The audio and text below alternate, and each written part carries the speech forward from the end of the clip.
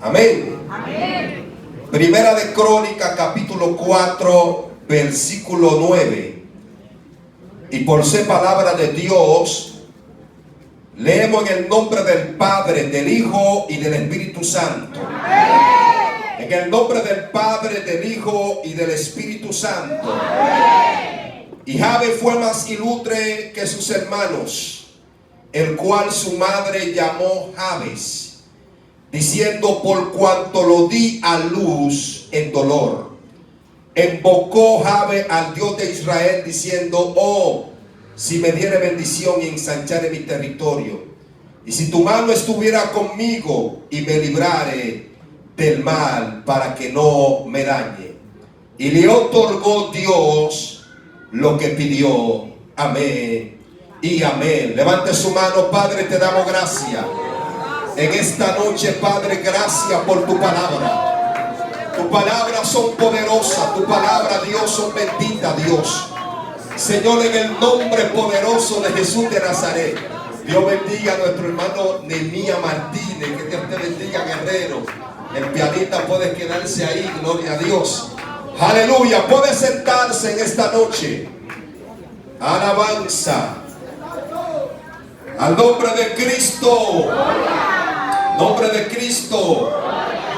Yo quiero que le diga al que está a tu lado: la oración lo cambia todo. Dígaselo de nuevo. Diga: la oración lo cambia todo. Ese es el tema que voy a estar predicando en esta noche. Y quiero que preste atención a la palabra de Dios que traigo en esta noche. La palabra de Dios nos muestra específicamente en el libro donde nosotros acabamos de dar cita para orquestar este mensaje de parte de Dios. Uno de los libros históricos. Pero hay algo que me llama la atención de este libro, y es que habla acerca de un personaje que no tiene mucha información en la palabra de Dios. Es uno de los personajes que tiene poca información, que la palabra de Dios no habla con detalle, que no hay una historia detallada de este personaje. Solamente he podido predicar acerca de dos personajes similares, como es la historia de aquel hombre que Dios se lo llevó al cielo, porque caminó con Dios 365 años. Pero me llama mucho la atención este personaje. No hay mucha información de este personaje, pero la verdad, este personaje me llamó tanto la atención, porque este personaje pudo cambiar su destino. Él entendía que necesitaba cambiar sus destinos. La palabra de Dios nos muestra que los israelitas eran un poco delicados cuando le iban a poner un nombre a su hijo. Todo israelita, cuando iba a poner un nombre a su hijo, enfocaba su mente y su cara sobre aquel niño. No se ponía un nombre a sí mismo a la ligera, porque se conocía que cuando un israelita, un judío, un hebreo, le ponía un nombre a un hijo, eso podía marcar su destino. Por eso todos los nombres que hay en la palabra de Dios, la mayoría de ellos fueron puestos porque había acontecido algo, y por eso se le puso X nombre a cada persona. Vemos por el ejemplo el nombre de uno de los hijos de Jacob.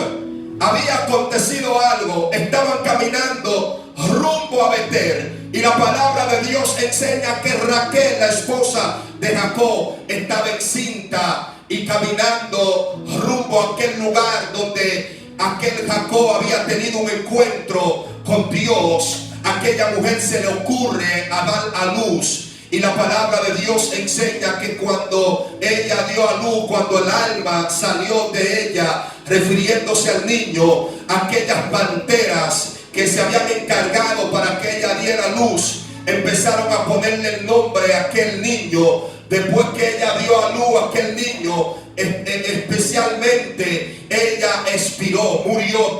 Y la palabra de Dios enseña que aquella pantera le dijeron a aquel niño: este niño se llamará Benoni, que significa tristeza y dolor. Aquel hombre llamado Jacob, que entendía el significado de los nombres, dijo: él no se llamará Benoni, él se llamará Benjamín, que significa de la mano derecha, que significa la mano que bendice. Se llamará Benjamín y no se llamará Benoni, sino que se llamará Benjamín. Y hay muchos ejemplos en la palabra de Dios, como uno de los ejemplos más evidentes en la palabra de Dios, como el nombre de Abraham.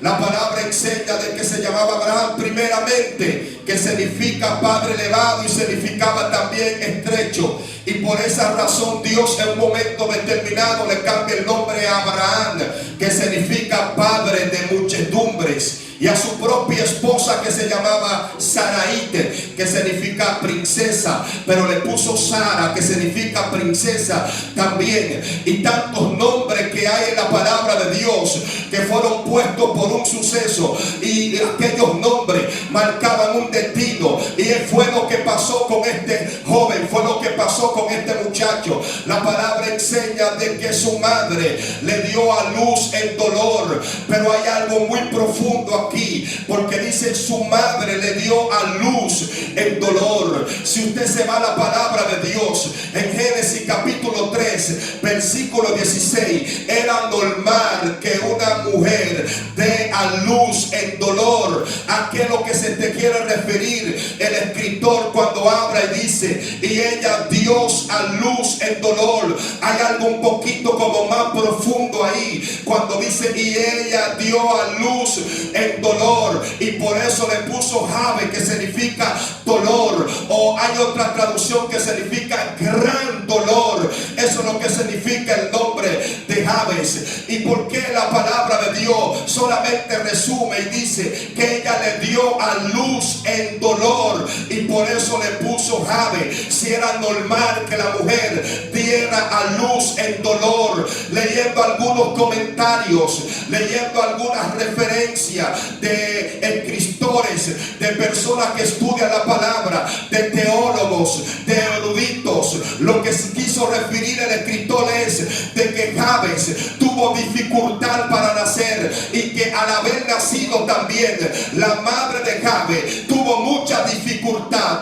y por eso se le puso el nombre de Jabe, que significa dolor. Había tanto sacrificio y tanta dificultad para que naciera este hombre, este joven. Por eso este joven fue marcado por su propio nombre, pero él no se quedó tranquilo. La palabra de Dios especifica, la palabra de Dios enseña que cuando él tenía ese nombre, ¿sabe lo que hizo Jabe? Él tomó la mejor posición.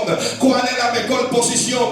La que tú y yo debemos tomar. Jabe se inclinó ante la presencia del Dios de Israel y empezó a clamar ante la presencia del Dios de Israel. La Biblia dice que Jabe empezó a invocar al Dios de Israel. ¿Cuántos están aquí en esta hora? Jabe empezó a invocar al Dios de Israel. Cuando Jabe empezó a invocar al Dios de Israel, la palabra de Dios especifica que Jabe empezó a invocar a Dios. La palabra invocar significa clamar, significa gritar. Hay una palabra que se encuentra en Jeremías capítulo 33 versículo 3, cuando Dios le habla al profeta Jeremías y le dice: clama a mí y yo te enseñaré cosas grandes y profundas que tú no conoces.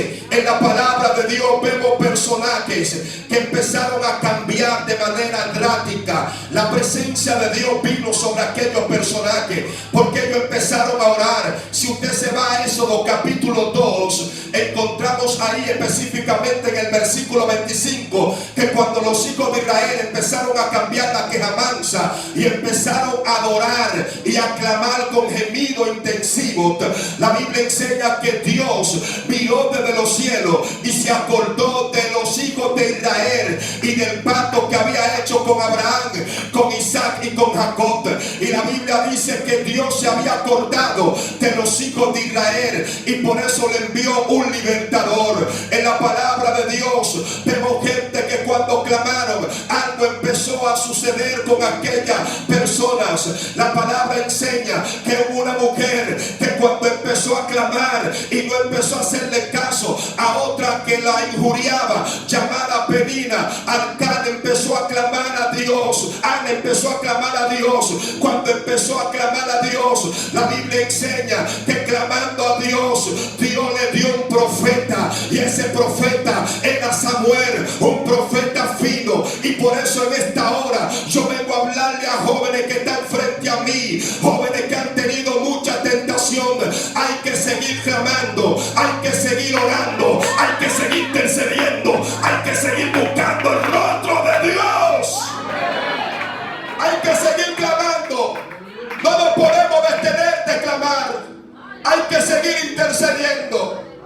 Hay una deficiencia en esta generación. Estamos viendo una generación que le gustan los altares, pero no le gusta orar.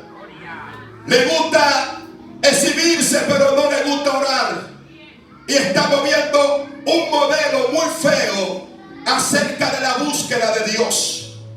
Cuando uno antes se iba a meter con Dios en los montes en oración, lo primero que uno hacía era apagar el celular, porque uno no quería que lo interrumpieran en ese día especial que usted había sacado para Dios. Y ahora, ¿qué están haciendo los jóvenes? La gente que supuestamente busca a Dios en los montes, lo primero que hacen es activar una data de internet. Y allá cuando están en el monte, se tiran un selfie de rodilla diciendo: aquí estoy orando en el monte. ¿Usted cree que esa persona va a recibir recompensa de parte de Dios? Orar es instalar un diálogo personal con Dios. Mientras más íntima usted haga la oración con Dios, es mucho mejor y más importante. Usted no tiene que mostrarle a nadie que usted ora. El Padre se va a encargar de eso. Si tú oras en secreto, tu Padre que está en secreto se va a manifestar en público. Por eso yo no tengo que demostrarle a nadie aquí de que yo oro y me meto con Dios en ayuno. Por eso donde quiera que voy, a todas las iglesias, a los movimientos, a los concilios, a predicar la palabra de Dios, yo conquisto a Dios en secreto. Es extraño que esté predicando este mensaje tranquilo, porque en lugares que hemos ido, muchas veces Dios interrumpe y entra su intervención divina y empieza a hacer milagros en medio del mensaje, porque Dios es el que sabe de este asunto. Dios, Él sabe en qué momento se va a glorificar y se va a manifestar. Entonces hay gente que quiere manifestar gloria en público cuando no la ha conquistado en secreto. Hay gente que quiere manifestar poder en público cuando no lo ha conquistado en el secreto con la presencia de Dios. Hay gente a veces que venga uno ministrando la palabra de Dios y a veces se acercan y dicen: ¿qué hiciste? Digo: no he hecho nada, solamente hablar con el Padre, y el Padre le ha placido fluir, que Él fluya como Él quiera. Y eso fue lo que hizo este joven. Él empezó a invocar al Dios del cielo, empezó a orar al Dios del cielo, porque él entendía que si oraba, las cosas iban a ser diferentes, las cosas iban a cambiar. Si la iglesia estuviera orando igual que antes, otra cosa fuera. Y estamos viendo que la iglesia, la mayoría de ellas, está perdiendo el tiempo en cosas que no deben de perder el tiempo. Y por eso estamos viendo cómo el diablo está haciendo estrago entre la sociedad. Porque hay una iglesia como que no le interesa o no tiene pasión por orar ante la presencia del Dios del cielo. Entonces, cuando usted no tiene pasión, por eso cuando yo veo algunas cosas que están pasando en el mundo, yo digo: ¿dónde está la iglesia? Si recientemente pude recibir una enseñanza mientras estaba predicando en un lugar, Barahona, y estaba predicando allá en ese lugar en Barahona, y me habían hospedado en un lugar, porque hay personas como que hay que darle enseñanza también de cómo se debe hospedar a un misionero. No fue que me hospedaron mal, Pero me operaron y me entraron a una habitación que era de una niña. Y ahí todo lo que había ahí en esa habitación era muñequito de Hello Kitty. Y yo le dije al pastor, permíteme mejor ir a la iglesia. Ahí yo me quedo orando. Porque yo soy de la clase de los predicadores que yo no pongo muchos requisitos para predicar la palabra de Dios. Por eso yo predico la palabra de Dios incondicionalmente. No me interesa el sobre amarillo. Como le digo a los muchachos, siempre andamos con nuestra gasolina en la jipeta. Si hay que llamar hijo del diablo a quien sea, le llamamos hijo del diablo y no nos compraríamos con nadie. Si hay que dar la palabra, damos la palabra y punto. No se sienta ofendido con esto, pero Dios me lo ha dicho. No te compadreo con respecto a la palabra. Si tienes que reprender a quien sea, repréndelo, porque la palabra la puse en tu boca. Y me habían hospedado en esa habitación. Y yo le dije, pastor, con todo el respeto, me puede mejor hospedar. Mejor yo me quedo en la iglesia orando, con todo respeto. El pastor me dijo, ok, no hay problema. Y como era la primera vez que yo había ido a ese lugar, el pastor pues me envió un líder. Y cuando me envió aquel líder, estaba los dos en la iglesia. El líder estaba en un lado del púlpito y yo estaba en el otro lado del púlpito. Estaba adorando. En eso de la madrugada, en eso como de las 3 de la madrugada, no sé específicamente, pero era de madrugada, empezaron a tocar la puerta de la iglesia. Y cuando empezaron a tocar la puerta de la iglesia, yo levanto la cabeza, el líder levanta la cabeza, y yo miro al líder y le hago así con la mano. El líder me dice, no sé. Digo, y no hay nadie que venga a esta hora a hacer silicio o algo. Él me dice, no, es imposible. Esta iglesia no hace mucho silicio. Los hermanos muchas veces no tienen tiempo para eso, para hacer silicio. Y digo, ¿y quién es que está tocando la puerta a esta hora? Él me dijo, lo mismo que sabe usted, lo sé yo. Digo, bueno, como tú eres de aquí y yo no soy de aquí, yo soy de San Cristóbal, pero tú eres de Barahona, vete y abre la puerta, que yo voy a ir detrás de ti como sombra, porque Dios me usa dando patada y dando trompón, así que vete adelante.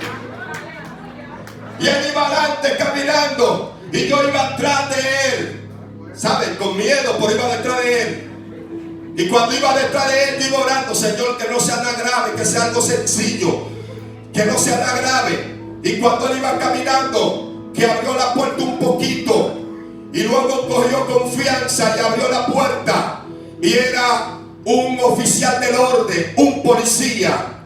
Y aquel policía, con voz gruesa, empezó a decirle a él, ¿dónde está el pastor? Un policía muy caballeroso. ¿Dónde está el pastor de la iglesia? El líder le dice, pero usted no sabe, usted no ve la hora que es. Es tarde, usted no ve la hora que es. Para usted estar preguntándome por el pastor. Y el policía dice, es que me urge hablar con el pastor. El líder le dice, pues espere que amanezca. Él vive en tal y tal calle, en tal y tal casa. Número de la casa es esto. Es ahí que él vive. Dice, no me urge. Y el líder le dice, pero ¿cuál es el problema que hay? Y él dice, el policía le dice, lo que pasa es que tenemos un problema con unos ladrones. Y esos ladrones se están robando los chivos. Esos ladrones se están robando la vaca. Esos ladrones se están robando la gallina. Y si el animal es negro, mucho mejor. Se roban los animales de color negro.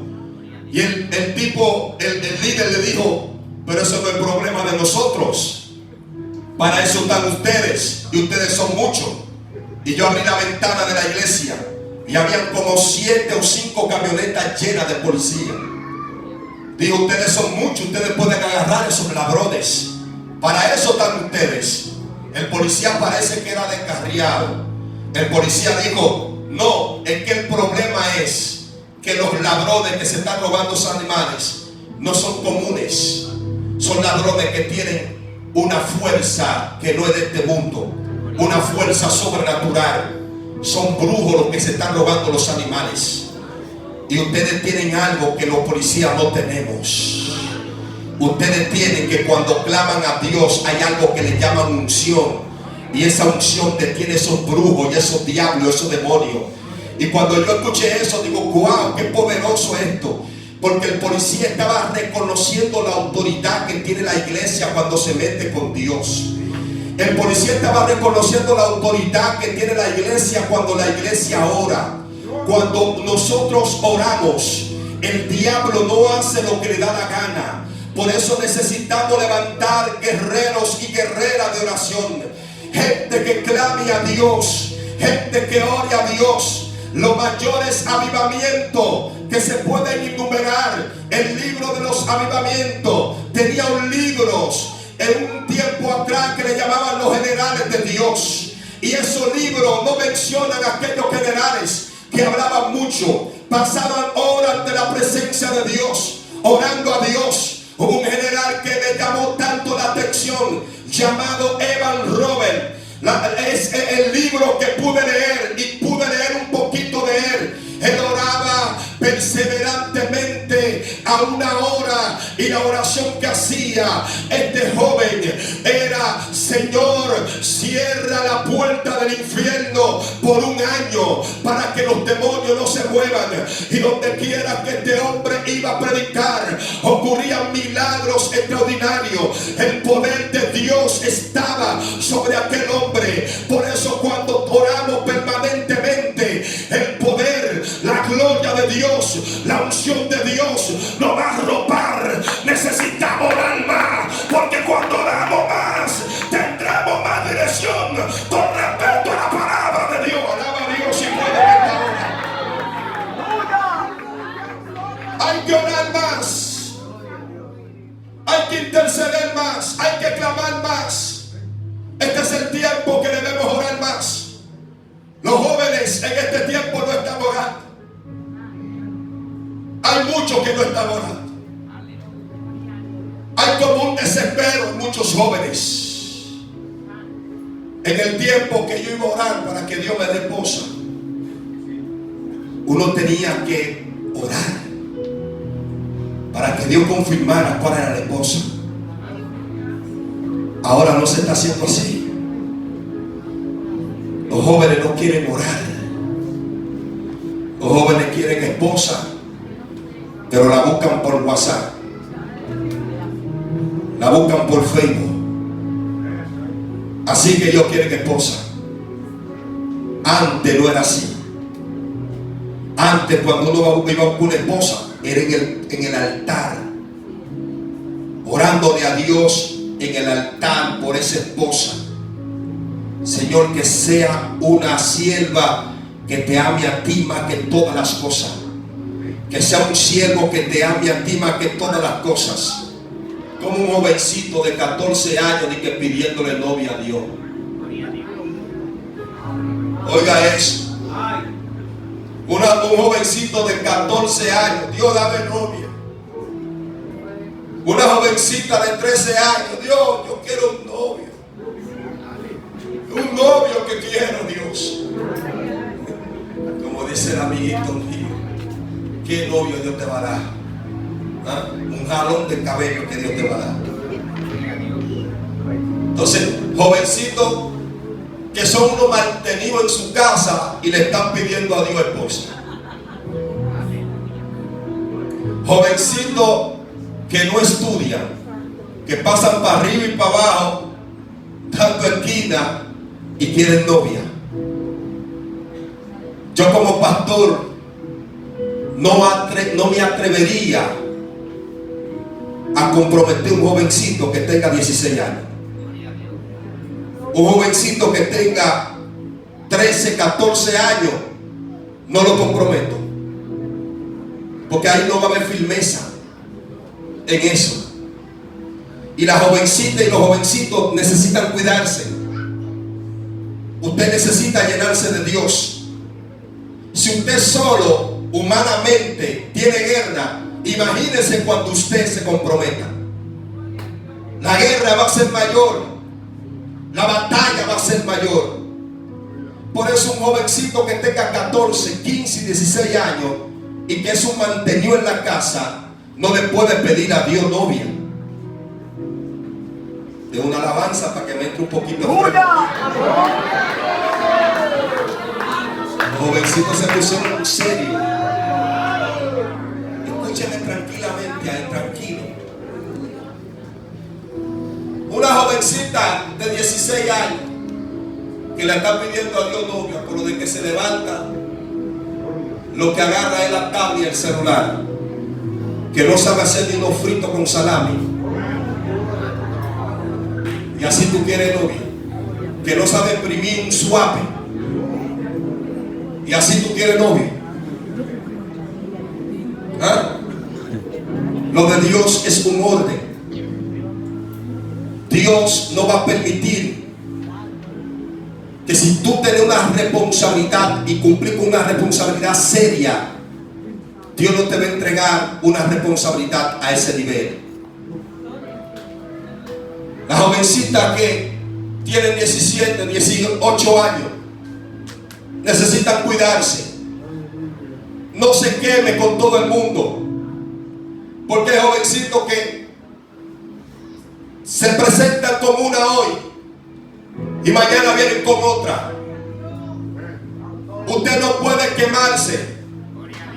Antes, cuando se oraba, solamente lo sabía el padre, la madre y el pastor. Más nadie lo sabía.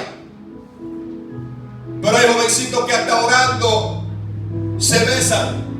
Orando andan para arriba y para abajo en la cola del motor con el jovencito. Y así no se puede. Necesitamos cuidarnos. Esto es serio. Los espíritus no juegan. La carne no juega. Esta carne se somete con ayuno, con oración. Pero si usted le da rienda suelta a la carne, esa carne lo puede hacer caer. Cuando antes se oraba, nadie lo sabía, hasta que Dios revelara, hasta que Dios diga. El jovencito oraba allá y la jovencita oraba aquí, y eso era una seriedad. No podían visitarse, era orando simplemente, hasta que Dios diera la señal, hasta que Dios revelara si era de Dios o no era de Dios. Y Dios no duraba tanto tiempo como ahora, porque hay jovencitos que tienen que 3 años orando y eso. 3 años orando. No es tan serio hoy. Hoy yo no les traigo un mensaje que pataleen, ¡Aleluya! Cojan este que fue el que Dios me dio. 3 años orando, no. Dios revelaba al mes, a la semana, a los 3 días. Ya Dios decía, eso no es de Dios, eso no es mío, rompan eso. Se rompía eso y nadie sabía ya. Si eso es mío, Dios lo ponía en evidencia en público, vamos a presentarlo. Ustedes son comprometidos ya, eso es de Dios, punto y ya. Y después que estaban comprometidos, ahí se cuidaban, eso es un orden. Y ahí se cuidaban. Jovencitas que se cuidaban con su pudor, con su modestia. Y eso es una seriedad con las cosas de Dios. Era el tiempo de Dios, vamos a orar. Sí, porque hay jovencitas que la matan en Dios. No es verdad, están en Dios. Yo estoy en Dios. Y los años avanzando, yo estoy en Dios. 18. Yo estoy en Dios. 19. Yo estoy en Dios. 20. Yo estoy en Dios. 27. Yo estoy en Dios. 29. Yo estoy en Dios 30. Entonces cuando entra a los 30 hay una nube que se va dejando al pasito. Y esa nube se va dejando al pasito. Ya cuando se entra a los 27, Dios tiene el poder de hacer las cosas. Pero ya cuando tú entras a los 27, Dios permite que tú hagas tu diligencia. Se fueron.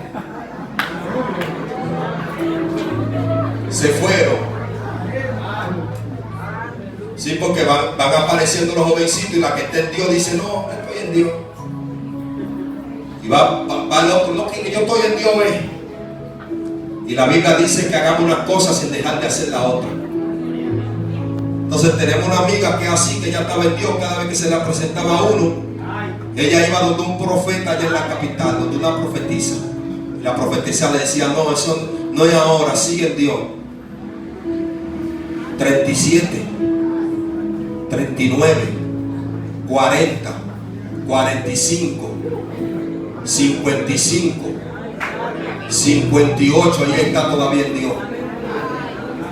Cada vez que me ve me dice: varón Isaac, ora por mí porque Dios me dé mi esposo. Yo le digo: no, sigue en Dios, tranquila ahí, que Dios te va a ayudar. ¿Cuántos están aquí en esta hora? ¿Cuántos están aquí?